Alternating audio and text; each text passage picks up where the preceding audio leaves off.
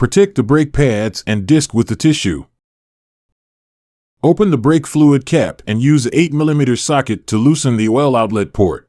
Use a PH2 bit to remove the 2 screws securing the brake fluid cap. Press the rear brake lever to fully release the oil.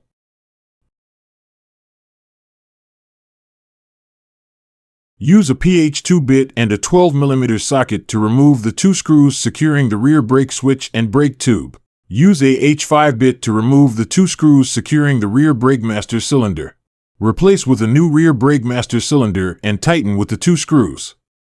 Secure the tube retaining tube bolt and the rear brake switch.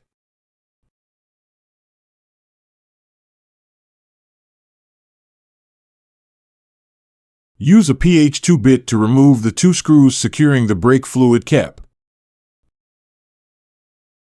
Tighten the oil outlet port slightly and then add the oil in the brake fluid cup.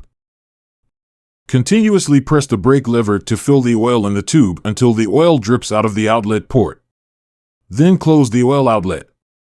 During the refueling process, it is important to ensure that there is enough oil in the oil cup to prevent air from entering the tube.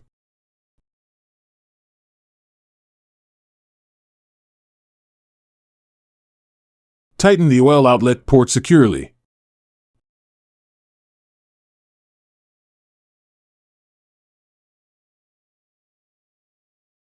Add oil to at least 2/3 of the oil fluid cup and tighten the cap securely.